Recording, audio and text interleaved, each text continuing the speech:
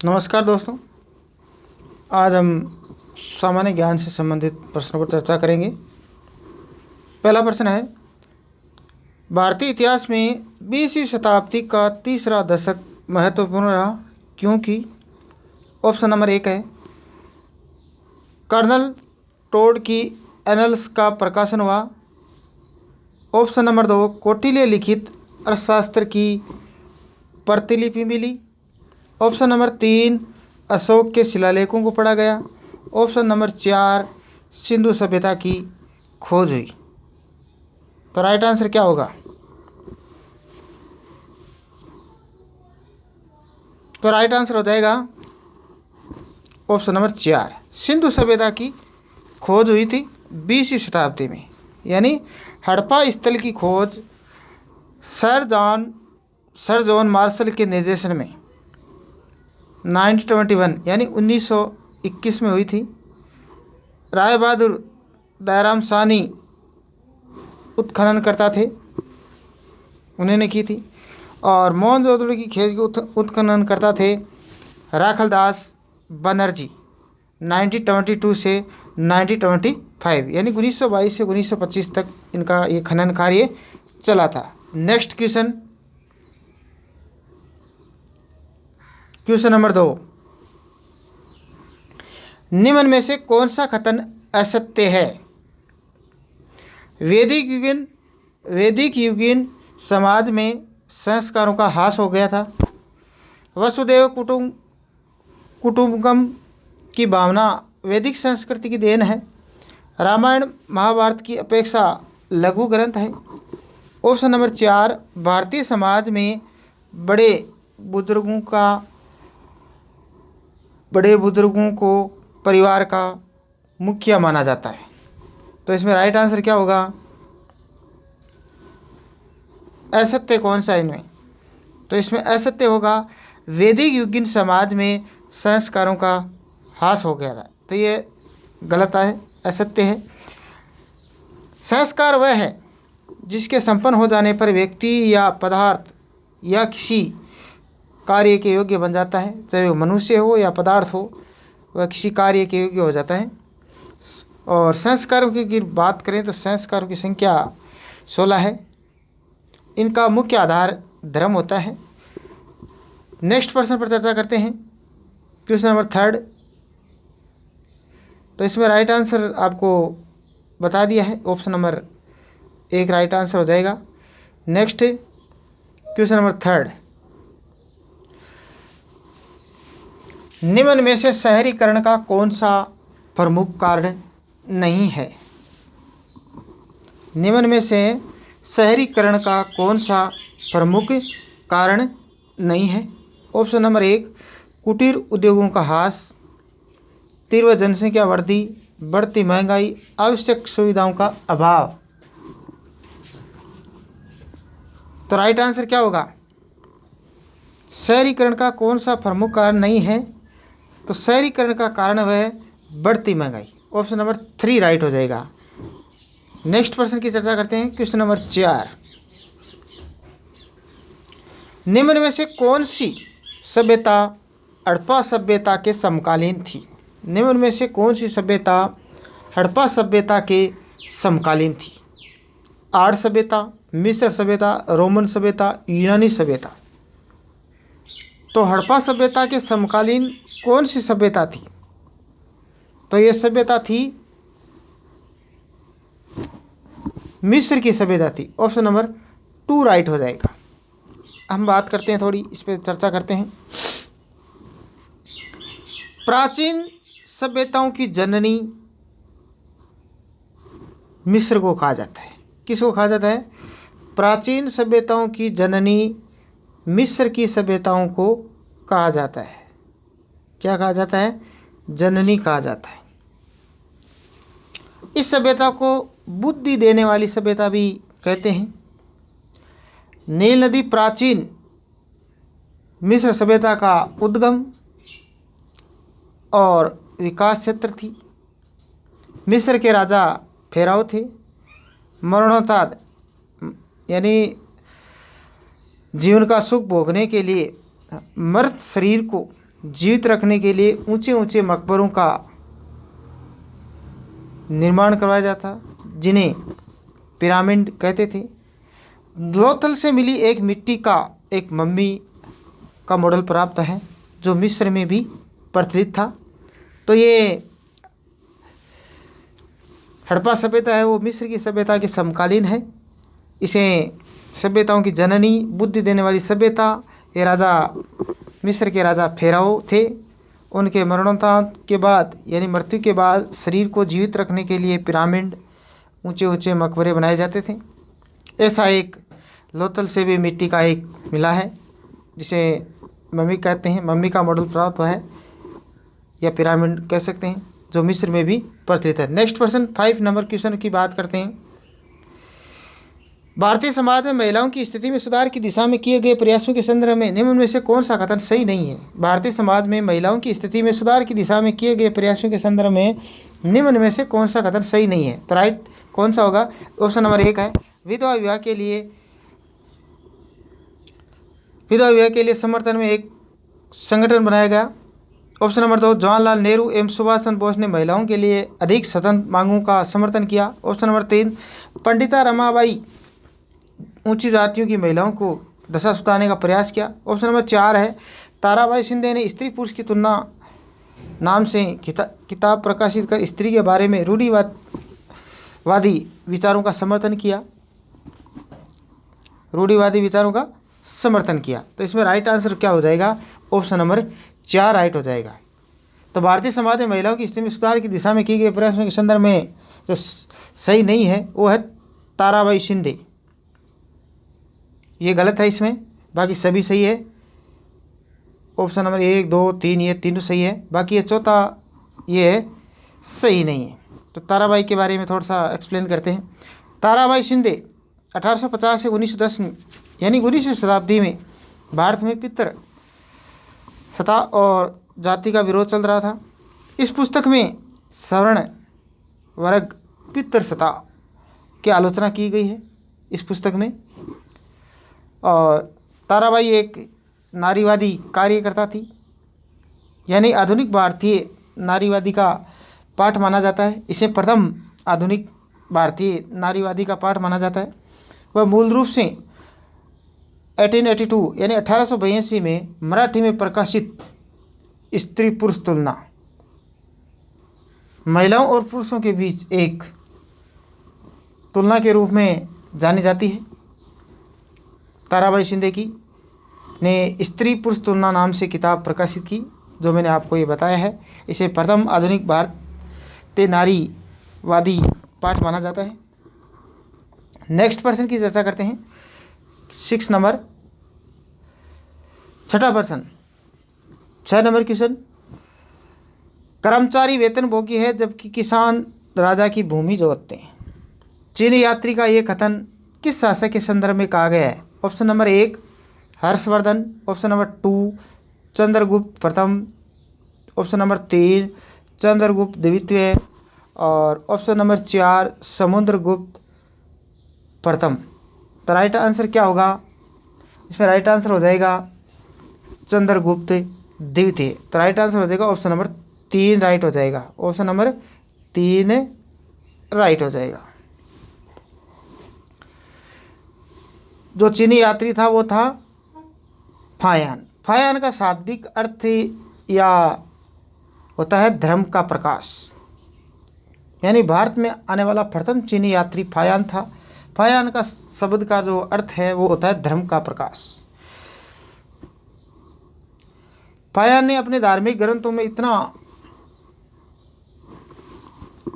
बताया जा रहा है कि इतना व्यस्त थे कि तत्कालीन सम्राट यानी गुप्त सम्राट चंद्रगुप्त द्वितीय विक्रमादित्य के नाम का उल्लेख भी नहीं किया है। इतने व्यस्त रहे फायान कि धार्मिक ग्रंथों में इतना व्यस्त है कि उन्होंने चंद्रगुप्त द्वितीय को विक्रमादित्य के नाम का उल्लेख नहीं किया। फायान का भारत विवरण की अगर बात करें तो वे रात्रि में नगर में प्रवेश नहीं कर सकते थे।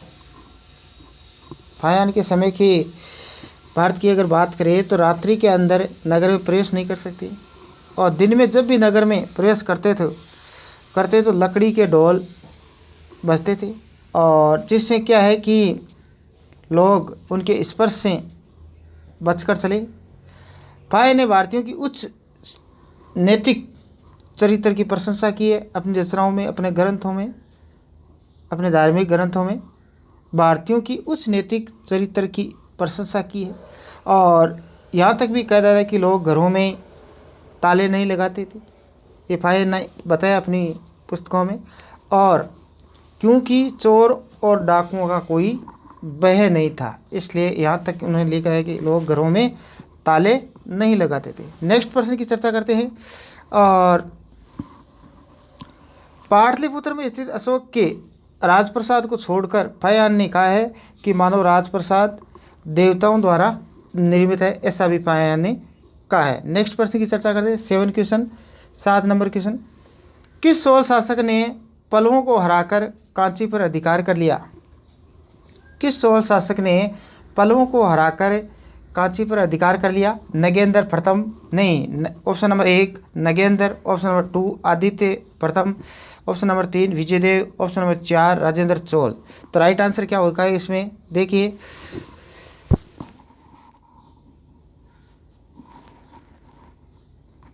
तो इसमें राइट आंसर हो जाएगा 2 number option Aditya first, option number 1 हो जाएगा। 890 ईस्वी के लगभग चोल राजा आदित्य प्रथम ने 871 से 907 ईस्वी के शासनकाल में पल्लव शासक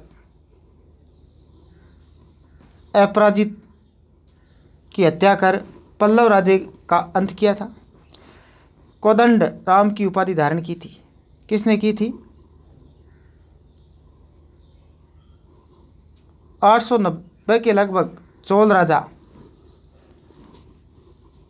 का अंत करके इन्हें आदित्य प्रथम ने 1871 से 907 ईस्वी के अंदर कोडदम को दंडराम की उपाधि ग्रहण की थी। नेक्स्ट प्रश्न पर चर्चा करते हैं। किस चोल शासक ने पल्लवों को हराकर कांची पर अधिकार किया था? तो नेक्स्ट प्रश्न पर चर्चा करते हैं। 8 क्वेश्चन। तो दक्षिण भारत के किस राजवंश ने राज्य को राष्ट्र, कोटम तथा ग्राम में विभाजित किया था? राष्ट्रकूट, चोल, चालुक्य, पल्लव। तो दक्षिण भारत के किस राजवंश ने राज्य को राष्ट्र, कोटम और ग्राम में विभाजित किया था? किस में विभाजित किया था? राष्ट्र, कोटम तथा ग्राम में। तो option number 1 Rashtrakuta, option number 2 Chola, option number 3 Chalukya, option number 4 Pallava. तो राइट आंसर क्या हो जाएगा इसमें? इसमें राइट आंसर हो जाएगा चौल। 2 नंबर ऑप्शन राइट हो जाएगा चौल। चौल की बात करें, दक्षिण भारत के राजवंशों में सबसे प्राचीन वंश है ये चौल वंश। चौल का शाब्दिक अर्थ होता है घूमना। चौल का अर्थ होता है, शाब्दिक अर्थ होता है घूमना। चौल साम्राज्य में प्रांतों को मंडल या मंडलम, संस्कृत भाषा उस समय के हिसाब देंगे मंडलम कहा जाता था, जिनकी संख्या 8 होती थी। मंडलों की संख्या कितनी होती? 8 होती। चोल शासन का जो स्वरूप था, शासन की प्रक्रिया का जो स्वरूप था वो राजतंत्रात्मक था। चोल साम्राज्य की प्रशासनिक इकाइयाँ भिन्न रूप में थी, जिनमें निम्न है। एक होती थी कोरम, कोठम, नाडु या मंडलम, ये थी। कोटम क्या होता था? प्रत्येक प्रांत में अनेक कोटम होते थे, प्रत्येक प्रांत में अनेक कोटम होते थे। और ग्राम, प्रत्येक कुरम में कई ग्राम, ग्राम के अंदर क्या है, कई ग्राम विभाजित होते थे। और गांव के वार्ड को कुटुंब कहते थे।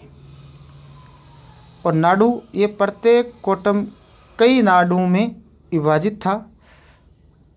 और कुरम, प्रत्येक नाडु में कई ग्राम संघ होते थे जिन्हें कुरुम कहा जाता था। तो नेक्स्ट प्रश्न की चर्चा करते हैं। 9 क्वेश्चन। किस राजवंश के समय कन्हेरी विश्वविद्यालय प्रसिद्ध हुआ था? राष्ट्रकूट, चोल, चालुक्य, पल्लव। किस राजवंश के समय कन्हेरी विश्वविद्यालय प्रसिद्ध हुआ था? तो राइट आंसर हो जाएगा इसमें राष्ट्रकूट 1 नंबर ऑप्शन राइट हो जाएगा। राष्ट्रकूट के समय ये हुआ था। तो कनेरी का ये दरी मंदिर मुंबई से लगभग 25 मील दूर पे है।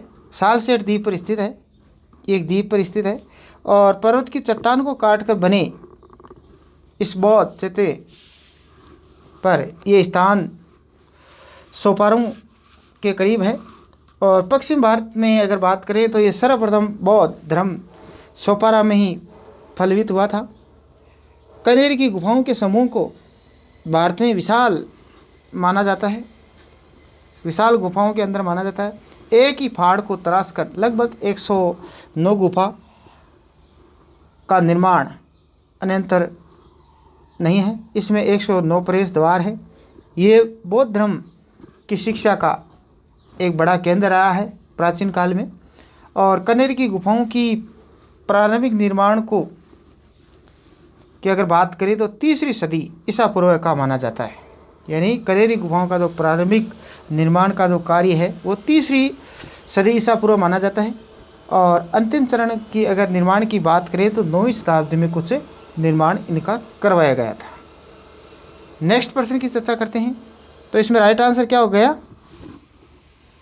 9 क्वेश्चन में राष्ट्रकूट हो गया ना, ऑप्शन नंबर 1 राइट हो गया। नेक्स्ट प्रश्न की बात करते हैं 10 क्वेश्चन। 10वां प्रश्न, रामपुरवा का वर्ष शीर्ष वाला अशोक स्तंभ किस राज्य में? बिहार, पश्चिम बंगाल, असम, उत्तर प्रदेश। तो रामपुरवा का वर्ष शीर्ष वाला जो अशोक स्तंभ है वो किस राज्य में है? तो वो अशोक स्तंभ भारत के बिहार राज्य में स्थित है। तो ऑप्शन नंबर 1 राइट हो जाएगा। जो हमारा ऑप्शन 1 में बिहार दिया हुआ है तो ऑप्शन नंबर 1 राइट हो जाएगा। रामपुरवा का वर्ष शीर्ष वाला जो अशोक स्तंभ है वो बिहार राज्य में है। रामपुरवा बिहार के जिला चंपारण में एक ऐतिहासिक ग्राम है। ये क्या है? चंपारण बिहार के में जिले में क्या है? एक ऐतिहासिक ग्राम है, गांव है, जहाँ से क्या होता है मौर्य शासक अशोक के 2 खंडित स्तंभ प्राप्त हुए हैं। और इन स्तंभों के शीर्ष से ही सिंह और वृषभ की प्रतिमाएं निर्मित हुई है। इनमें से एक पर सप्त स्तंभ आदेश लिखा प्राप्त हुए हैं। और इन स्तंभों के ऊपर से बने सिंह वाले शीर्षक को कोलकाता संग्रहालय में रखा गया है तथा वृषभ यानी सांड के जो है उसको स्तंभ वाले को दिल्ली के राष्ट्रीय संग्रहालय में रखा गया है। इन शिलालेखों लेखों की अगर बात करते हैं तो अशोक की धार्मिक घोषणाएं और उनके धार्मिक कार्यों का विवरण अर्थात उनकी धार्मिक कार्यों की जानकारी मिलती है, अर्थात उनकी जानकारियां दी हुई है। नेक्स्ट प्रश्न की चर्चा करते हैं। 11वां प्रश्न, मुगलकालीन कला के बारे में कौन सा कथन असत्य है? मुगलकालीन कला के बारे में कौन सा कथन असत्य है? ये प्रश्न डिलीट किया जाएगा। क्या किया जाएगा? डिलीट किया जाएगा। इसके प्रश्न की जगह मैं आपसे ये पूछ लूँ कि निम्न में से सगुण भक्ति का प्रचारक संत था। इस प्रश्न की जगह मैं ये पूछ लूँ कि निम्न में से सगुण भक्ति का प्रचारक संत था। कबीर, नानक, निम्बारक, दादू। तो सगुण भक्ति का जो प्रचारक संत था वो कौन था? तो वो था निम्बारक। निम्बारक के समय की अगर बात करें तो 22 सदी उत्तरार्ध में था। और इनके जन्म की बात करें तो ये तमिलनाडु में जन्म हुआ था।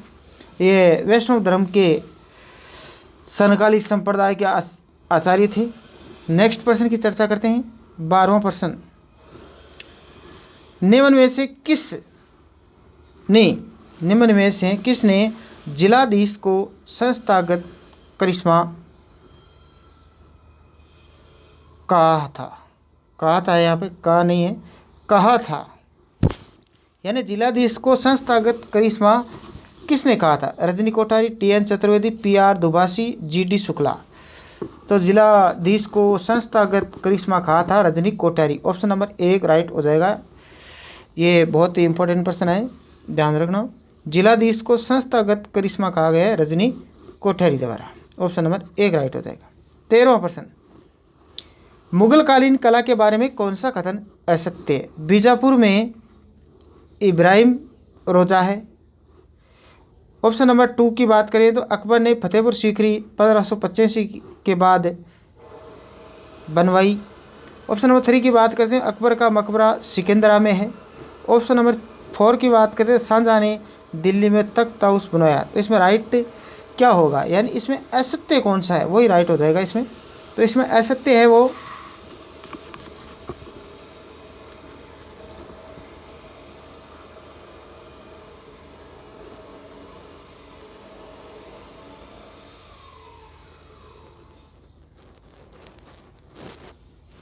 क्या राइट होगा?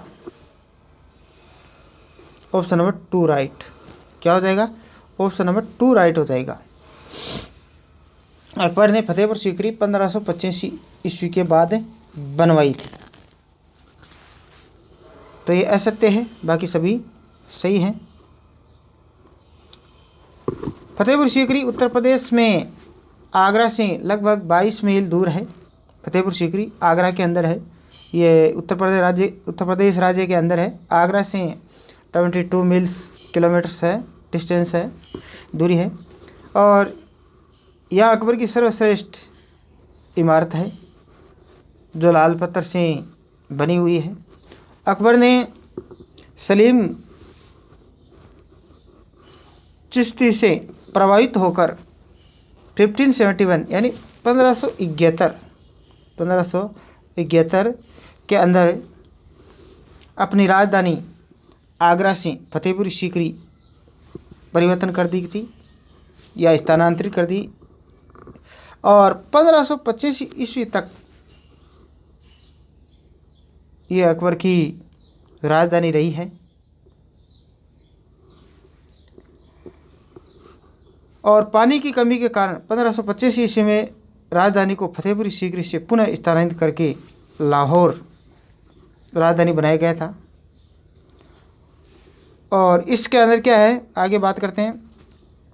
जोधाबाई का महल फतेहपुर सीकरी का सबसे बड़ा और सर्वश्रेष्ठ महल माना गया है। और फतेहपुर सीकरी में स्थित अन्य तुर्की सुल्तानों के महल को पर्सी ब्राउन ने मुगल स्थापत्य कला का रत्न भी कहा जाता है।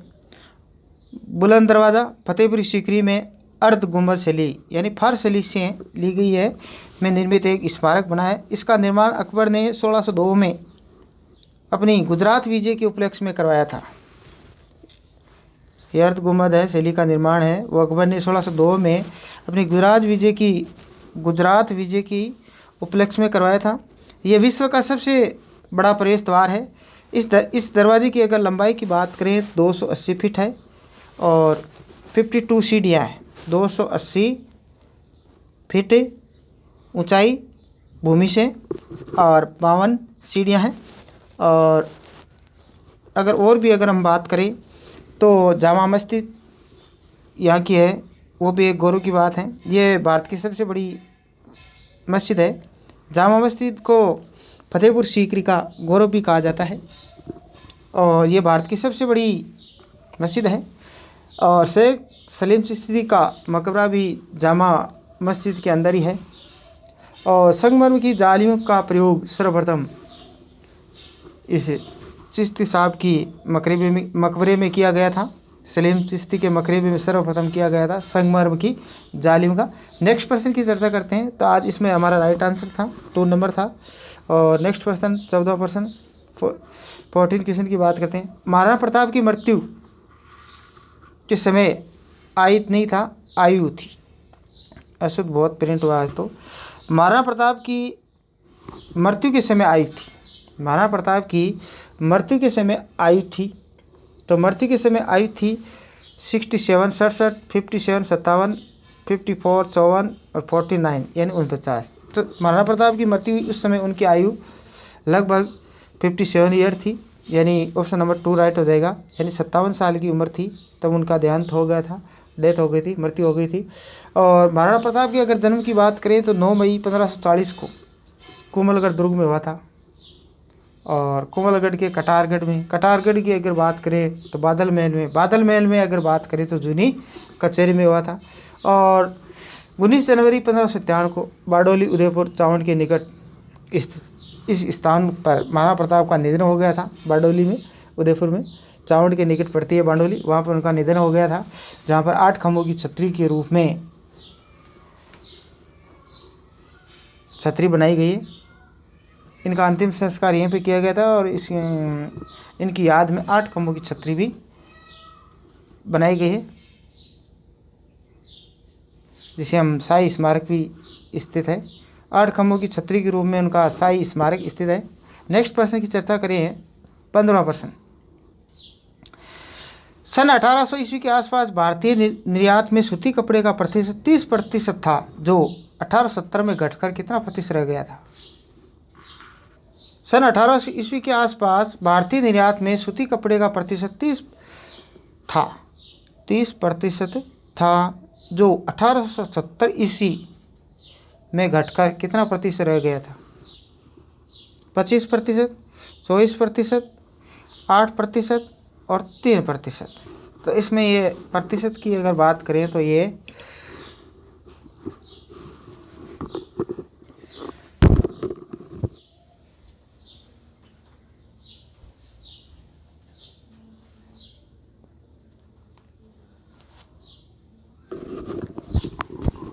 तो ये 3% रह गया था। ऑप्शन नंबर 4 राइट हो जाएगा। 3% रह गया था। सूती वस्त्र 19वीं शताब्दी के अंत में सूती वस्त्र पूंजीवादियों के हाथ में था, 19वीं शताब्दी में। और सूती कपड़ा उद्योग विशेषतः इनका मुख्य जो केंद्र था वो बम्बई था। प्रथम कपड़ा मिल की अगर बात करें तो 1853 में काउसली नानाबाई ने बम्बई में शुरू की थी। किसने की थी? काउसली नानाबाई ने बम्बई में शुरू की थी। प्रथम जूट मिल की अगर बात करें तो 1855 में रिसरा बंगाल में स्थापित की। 19वीं शताब्दी में ब्रिटिश ईस्ट इंडिया कंपनी के निर्यात व्यापार में प्रमुख रूप से अगर बात करें तो ये वस्तु सूती वस्त्र थी। प्रमुख जो वस्तु थी वो सूती वस्त्र था। सूती कपड़ा उद्योग मुगलकालीन भारत का सर्वाधिक महत्वपूर्ण उद्योग था उस समय। और नेक्स्ट प्रश्न की अगर चर्चा करते हैं, 16वां प्रश्न। महिलाओं ने भी जागरण एवं समाज सुधार हेतु आधुनिक काल में लेखन कार्यों को प्रोत्साहन दिया था। इसी क्रम में उन्होंने कई पुस्तकें लिखी। 1876 में प्रकाशित ग्रंथ आमार जीवन की लेखिका थी रस सुंदरी देवी, कैलाश वासनी देवी, रेखा शेखावत, पंडिता रमाबाई। तो राइट आंसर क्या हो जाएगा इसमें? इसमें राइट आंसर हो जाएगा रस सुंदरी। ऑप्शन नंबर 1 राइट हो जाएगा। रस सुंदरी एक बंगाली लेखिका थी जिनका जन्म 1809 में हुआ था। और इनके जन्म की अगर बात करें तो पाबना जिले में स्थित पोटाजिया स्थान पर हुआ था, बंगाल के अंदर, पश्चिम बंगाल की बात कर रहे हैं। और उन्होंने आत्मकथा आभार जीवन 1876 ईस्वी में प्रकाशित हुई थी। आभार जीवन 1876 में प्रकाशित हुई थी। और उनकी इस पुस्तक का जो बंगला भाषा से हिंदी में भाषा में जो अनुवाद है वो मेरा जीवन नाम से हुआ था। और ज्योतिर्नाथ टैगोर ने उनकी इस पुस्तक की प्रशंसा की थी। और दिनेश चंद्र सेन ने इस आत्मकथा आभार जीवन को क्या किया था? प्रसारित किया था। नेक्स्ट प्रश्न की चर्चा करते हैं, 17वां प्रश्न। भारतीय संविधान को अंगीकृत किया गया था संविधान सभा द्वारा, संसद द्वारा, लोकसभा द्वारा, राज्यसभा द्वारा। भारतीय संविधान को अंगीकृत किया गया था संविधान सभा द्वारा, संसद द्वारा, लोकसभा द्वारा, राज्यसभा द्वारा। तो भारतीय संविधान को, ये इजी क्वेश्चन है, तो भारतीय संविधान को अंगीकृत किया गया था संविधान सभा द्वारा। ऑप्शन नंबर 1 राइट हो जाएगा। भारतीय स्वतंत्रता विधेयक ब्रिटिश कॉमन सभा में 4 जुलाई 1947 को प्रस्तुत किया गया, जो आप विदित हैं। 18 जुलाई 1947 यानी 18 जुलाई 1947 यानी 18 जुलाई 1947 को ब्रिटिश सम्राट की स्वीकृति मिलने पर यह भारतीय स्वतंत्रता अधिनियम बना था। और भारत के पहले जो विधि मंत्री थे वो डॉक्टर भीमराव अंबेडकर थे। और ये प्रारूप को निर्मित करके ही ये संविधान में रखा गया था।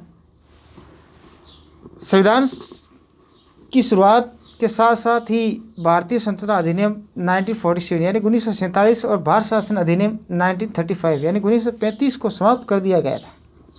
और आज ही हमारे जो भारतीय संविधान है और ज़्यादातर तो आर्टिकल हैं वो 1935 यानी 1935 के अधिनियम से संबंधित है, और भारत शासन अधिनियम 1935 यानी 1935 समाप्त कर दिया गया था।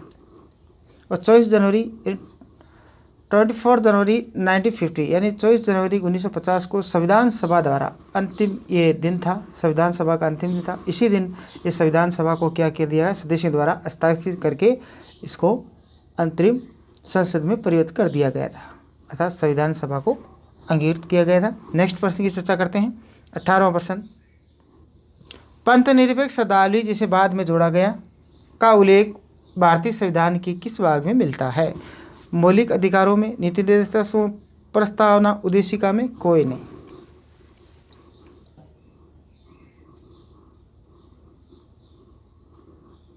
तो ये मौलिक अधिकारों में मिलता है, राइट आंसर हो जाएगा 1 नंबर, मौलिक अधिकारों के अंदर मिलता है। नेक्स्ट, और आपको थोड़ा ये अगर बताऊं तो 42वें संविधान संशोधन यानी 1976 यानी 1976 में प्रस्तावना में संशोधित किए जाने के बाद वर्तमान प्रस्तावना का जो स्वरूप है वो निम्न प्रकार से हैं। तो इसमें आप देखो, हम भारत के लोग हैं, भारत को एक संपूर्ण प्रभुत्व संपन्न समाजवादी पंथ निरपेक्ष लोकतांत्रिक गणराज्य बनाने के लिए उसके समस्त नागरिकों को सामाजिक, आर्थिक, राजनीतिक, न्याय, विचार, अभिव्यक्ति, विश्वास, धर्म और उपासना की स्वतंत्रता, प्रतिष्ठा, अवसर की समान समता प्राप्त करने के लिए था। उस सब में व्यक्ति की गरिमा और राष्ट्र की एकता, अखंडता सुनिश्चित करने वाली इस प्रकार के कुछ ये जोड़ा गया था।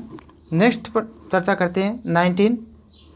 19वां प्रश्न, बालकों के अधिकार बिल 1992 का कौन सा अनुच्छेद ये कहता है कि मुझे मेरे अधिकारों को जानने का अधिकार है?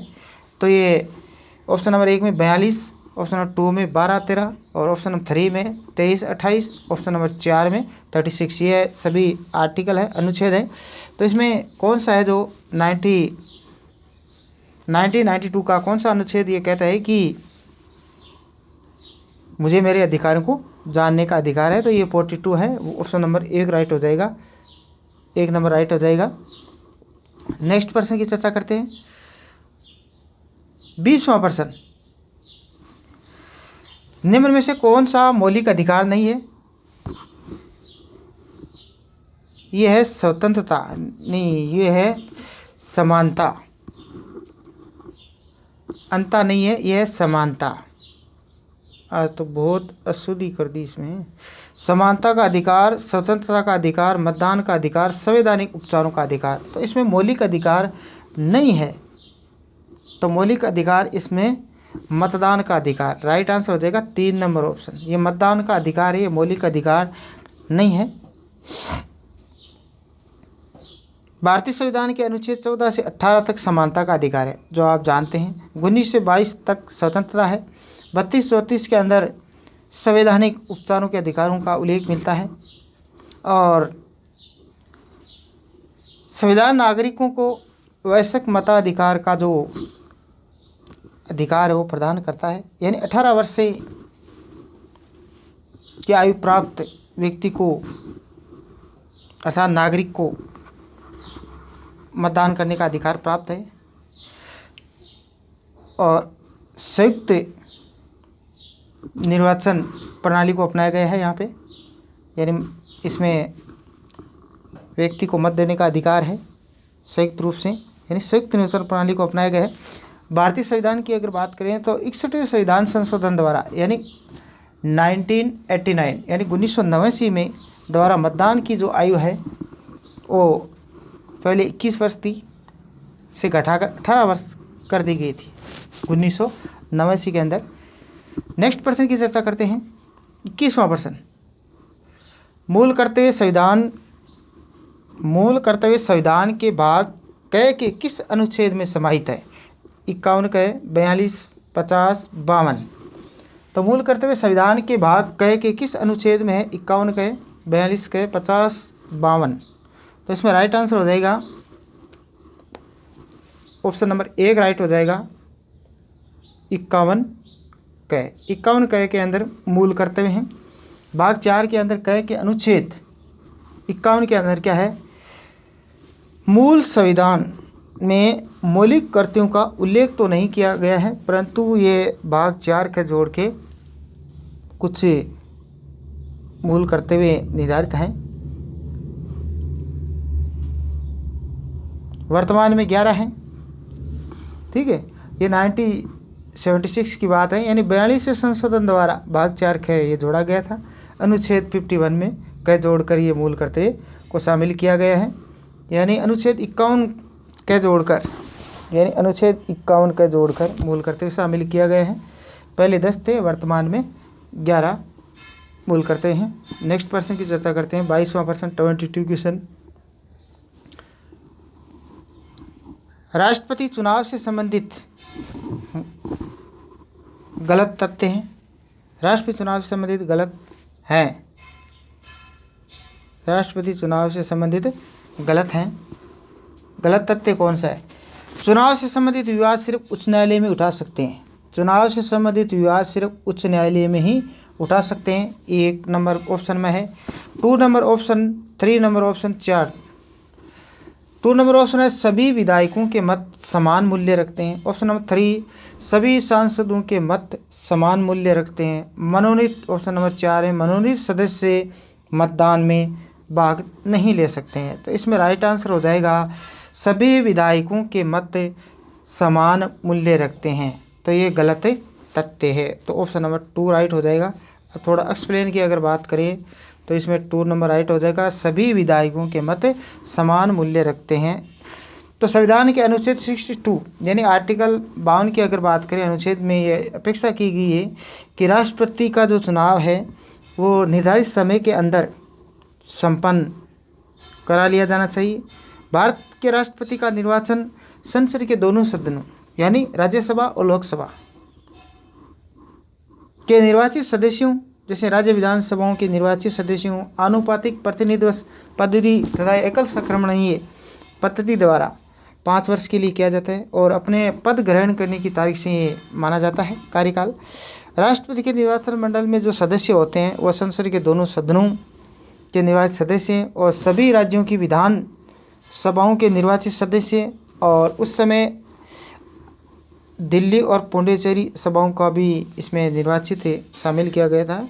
भारत के राष्ट्रीय चुनाव के निर्वाचन मंडल में एक निर्वाचित संसद सदस्य के मत का जो निर्धारण है वह सभी निर्वाचित विधानसभाओं सदस्यों के मतों का कुल मान योग प्लस बटे निर्वाचित संसद सदस्यों की कुल संख्या, यानी सभी निर्वाचित विधानसभाओं के सदस्यों के मतों का कुल मान योग बटे निर्वाचित संसद सदस्यों की कुल संख्या से इसका मूल्यांकन किया जाता है, अर्थात निर्वाचित संसद को मत निकाला जाता है। नेक्स्ट चर्चा करते हैं, वीडियो वैसे भी लंबा होता है।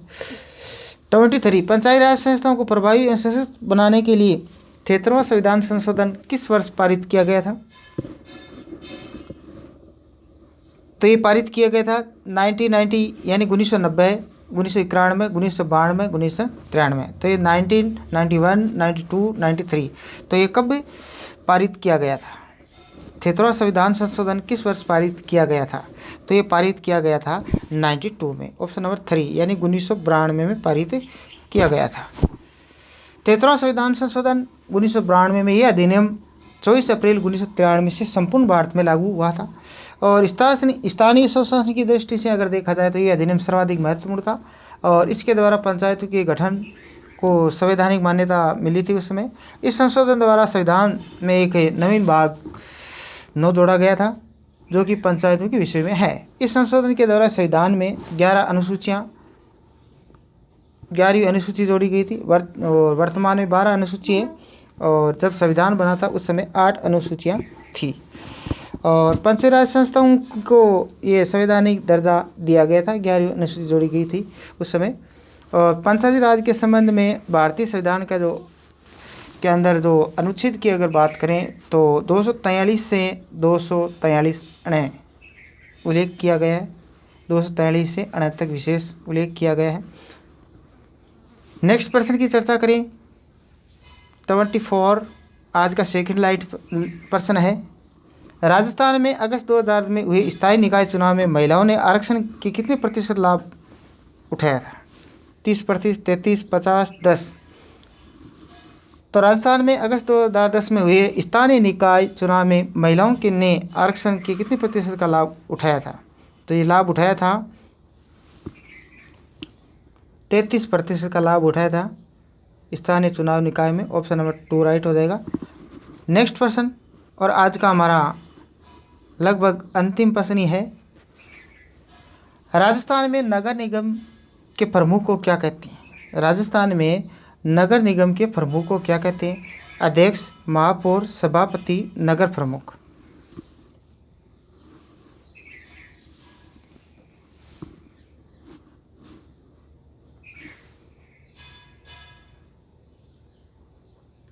तो राजस्थान में नगर निगम के प्रमुख को महापौर कहते हैं। Option number 2। अध्यक्ष नगर पालिका का होता है, ठीक है। और नगर प्रमुख और सभापति, इनके बारे में आप कमेंट में अपने सुझाव दीजिए।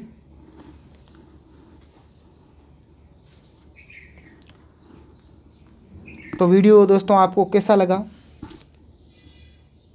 और नगर निगम के संगठन से के अगर आपको मैं घटक बताऊं तो इसमें परिषद, बोर्ड, मेयर यानी महापौर, उपमेयर, निगम आयुक्त और समितियां, ठीक है। तो आपको बताना है कि सभापति और नगर प्रमुख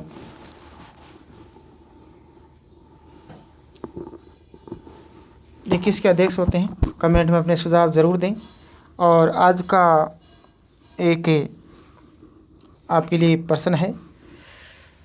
क्षेत्रफल के आधार पर विश्व का सबसे बड़ा और सबसे छोटा महाद्वीप। क्षेत्रफल है, क्षेत्रफल के आधार पर विश्व का सबसे बड़ा और सबसे छोटा जो महाद्वीप है वो है, बड़े की अगर बात करें तो एशिया महाद्वीप है, छोटे की अगर बात करें तो ऑस्ट्रेलिया महाद्वीप है। तो आपको बताना है कि विश्व के कुल भूभाग का इन महाद्वीपों का क्षेत्रफल क्या है? कमेंट में ज़रूर बताएं। वीडियो कैसा लगा आप अपने सुझाव कमेंट में ज़रूर दें। जय हिंद, जय भारत।